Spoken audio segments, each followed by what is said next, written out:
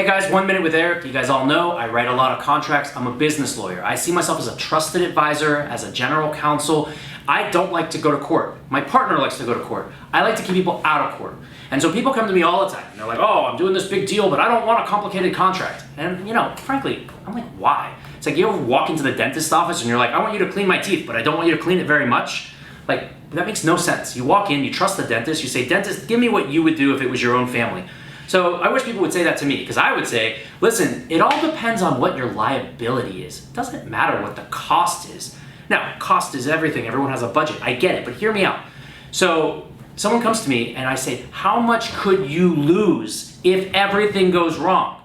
Well, I don't want to think about that. Okay, fine, then don't think about it. Put your head in the sand. So if you think about this, the amount that people should spend protecting themselves should be inverse to the amount that they could be exposed in a terrible situation. So let's talk about it. You're doing a deal, right? If everything goes sideways, you lose your entire investment.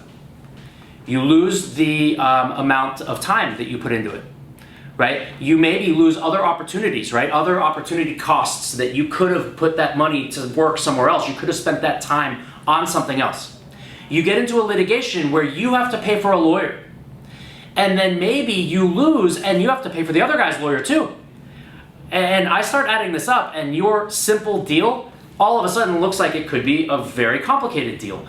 And listen, if you don't want to think it through, that's fine. Maybe you don't need a lawyer. Maybe you just do it on a handshake. Maybe you go to LegalZoom and you download some free shit. I don't know. But the reality is, if you start thinking it through like a business person, then you're like, okay, that's my exposure. So how much should it cost to protect me?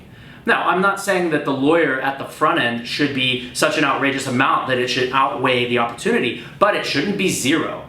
It shouldn't be zero. It should at least be 1%. Think about it, right? So a guy comes to me and he goes, well, what do you charge to do a business transaction? Like, I want to buy this company. And I said, well, generally speaking, it should be about 2% of the purchase price, but listen, it depends. Because if you're buying a business for $50,000, the amount of due diligence and the amount of lawyers and accountants you're going to throw at the problem is going to be a lot less than if you're going to do a $50 million deal. Some of my friends work in Fortune 50 companies where they're doing $5 to $10 billion deals. Do you know how many lawyers and accountants get involved in one of those? Right? So go back to my $50,000 guy. If I say to the guy, listen, 2% doesn't make any sense, right? Because 2% of 50,000 is 1,000. So I'm like, listen, to do a decent job, it's going to cost me $5,000 of attorney's fees. And we're not that expensive. And then he says, well, that's 10% of the deal. I'm like, yeah, well, listen, like I said, what if it goes sideways? What if you lose the $50,000, you waste all that time, and you get sued, and you have to pay your attorney and their attorney? I promise you it's going to be a lot more than 50.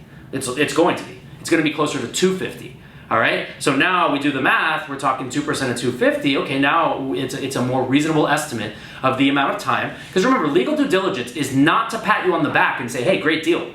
It's like when you buy a house. When you buy a house, the home inspector's job is not to pat you on the back and say, wow, what a fantastic house. Their job is to get under the rafters, to find all the problems. Do you know why? So that you can negotiate a better deal. Because you're buying, right? So, the inspector said that there's a problem with the wiring, and there's a thing with the roof, and a thing with the plumbing, and all you're really doing is you're negotiating the price. It's the exact same thing with due diligence in a corporate transaction. I want to know about all potential liabilities. I want to know about all the employees they've had for the last couple of years. I want to know about all their contracts, their landlords, the previous investors. Have they been following corporate formalities? And you're going to tie two hands behind my back and tell me to do that on a shoestring budget? Not even worth it. I won't expose myself to that liability because you'll just sue me for malpractice when things go sideways. So in order to do it right, have an open mind. Think about what it really costs, and then we can negotiate a fair price. So guys, thanks again. This has been 5 Minutes with Eric. Please, I'm right here in Miami, Florida, but we have offices in Bogota, Colombia. We have one in Orlando, one in West Palm, one in Washington, D.C., one in downtown New York. So give us a call, and hopefully I'll talk to you soon.